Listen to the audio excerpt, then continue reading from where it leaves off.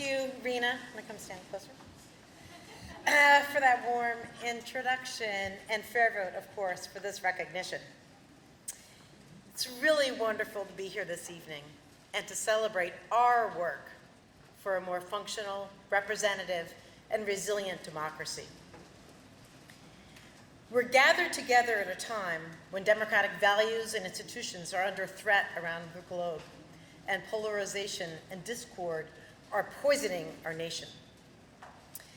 As a younger woman, I considered running for elected office myself. I was active in student politics in high school and college and worked on numerous political campaigns when I was in my 20s, crisscrossing the country, learning firsthand how elections really work. Rob and I met in 1987, and of course we talked a lot about how to make a difference in this country. We realized early on that the hard work of progress was about more than one candidate or one campaign, but rather about the structures of our elections and what and who they reward and punish. I'm glad that this is the path I took. In 1991, as you've heard, Rob, Richie, and I moved to Cincinnati to volunteer on a campaign, and indeed slept on a floor, to return proportional ranked choice voting for city government there. Although that campaign failed, it inspired us to start FairVote in 1992 and partner with allies like John Anderson, Ellie Smeal, Blani Guinier, and Dolores Huerta. Rob and I married in 1993, and we have 3 wonderful children. Our daughters, Anna and Becca, both of whom are educators, are here tonight.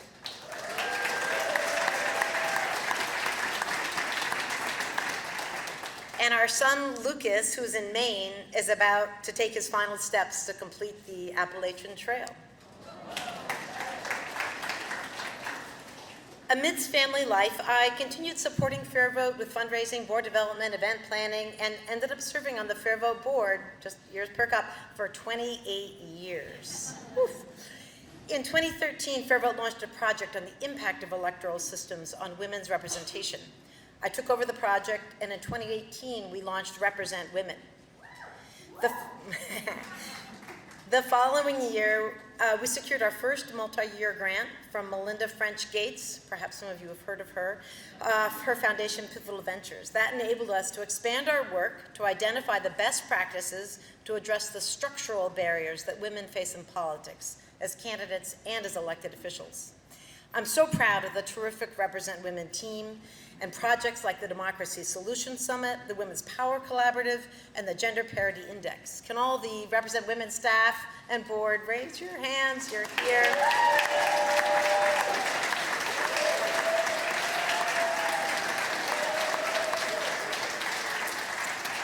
We have an amazing team. And I'm so grateful to the Represent Women board members, Lindsay, Rena, Susanna, Onita, raise your hands, amazing people who are here tonight. Woo-hoo. And to the community of democracy reform partners and women's representation allies who are helping to build women's political power through fair election systems like ranked choice voting. My father's ancestors were among the very first Europeans to come to these shores, while my mother's Quaker ancestors came to escape religious persecution and dreamed of a more just and egalitarian society. As I think about the nation that my ancestors helped build, I wonder how different history would be if women had been in charge. Join me in imagining our nation and our world if women had held the reins of power for centuries. Would war and violence be less prevalent? Would our funding priorities be different? Would people have more faith in government? We may not agree on all the answers, but I suspect the common thread that brings us here this evening is a belief that together we can build a stronger democracy.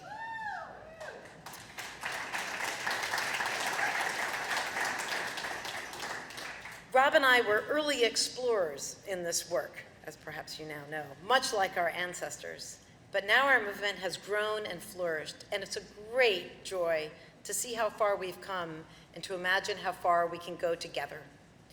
Working to reform our democratic systems promises lasting impact, The blossoming of ranked choice voting around the country, thanks to Rob and to all of you in this room, proves that voting reform is not only viable, but scalable, and perhaps most importantly, truly transformative. Thank you. Thank you so much.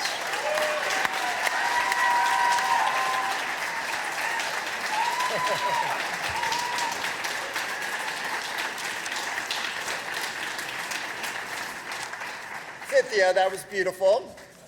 A hard act to follow. You know, I really do think that Ginger Rogers danced a little better than Fred Astaire.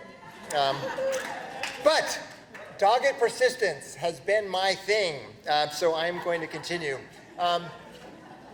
First, a big thanks to everyone here. It's just wonderful to see this room filled with people who have made such a difference. Stan, that was wonderful, thank you. And I just can't say enough about your commitment, your savvy, and your friendship. And Rena, that was beautiful as well. Can't say enough about the FairVote team that pulled all this together, the video, and this evening. It's just a quick round of applause for all the Fair voters here.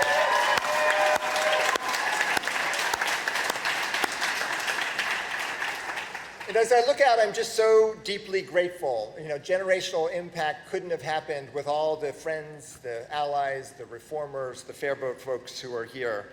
And there just isn't the ability to name check everyone, so I am, in my mind, sort of imagining a Madison Square Garden full of you and the people not here who have been part of this effort. I did want to say a few words about this moment. As people know, my North Star isn't ranked choice voting alone. It is the Fair Representation Act, which combines RCV and multi-member districts, creating an opportunity for a fair distribution of power. I'm a Quaker, and Quakers believe that we all have the same power to speak, that all decisions should be made by consensus. That can be rather tedious, but it's also profound. And those principles really drove opportunities for FairVote to be a catalyst for modern movements for automatic voter registration, the National Popular Vote Plan for President, and gerrymandering reform. And of course, the Quaker in me loves ranked choice voting.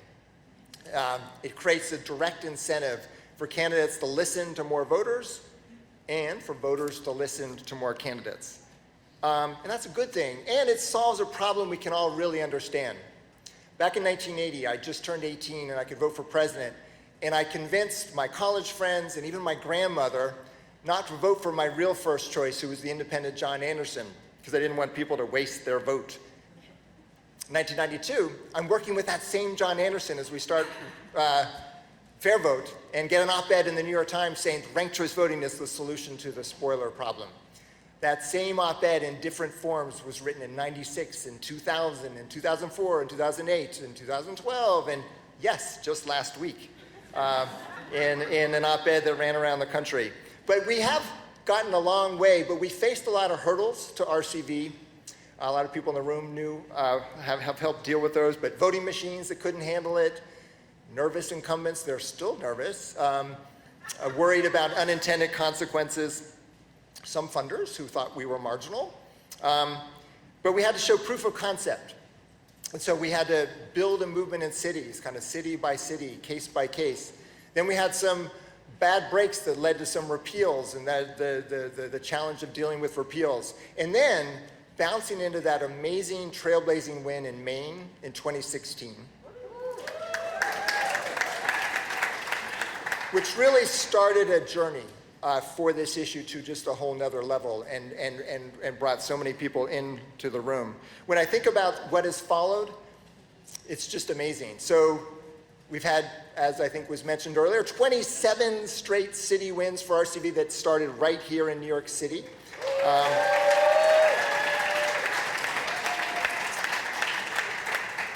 In 2020, 4 presidential primaries on the Democratic side used RCV.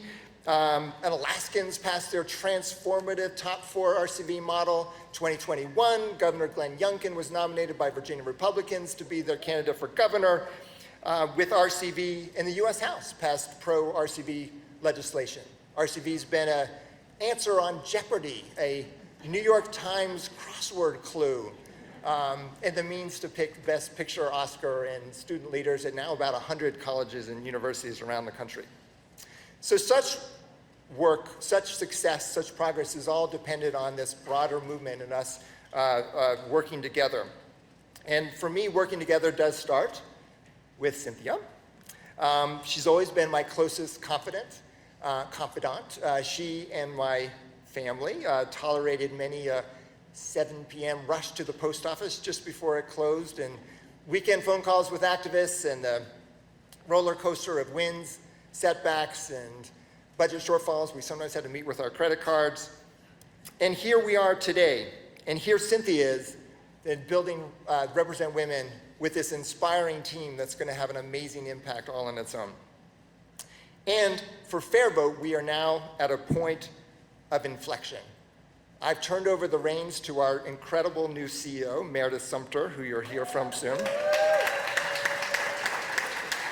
And I've embraced the broader movement role. And this year, we truly have a once-in-generations opportunity. We can triple the number of states using RCV statewide. And looking forward, we have this clear problem and a proven solution and a common vision of how we can work for elections that provide better choices, fair representation, and incentives to truly unite us. I believe that together we can make this vision real for every American. So thanks so much.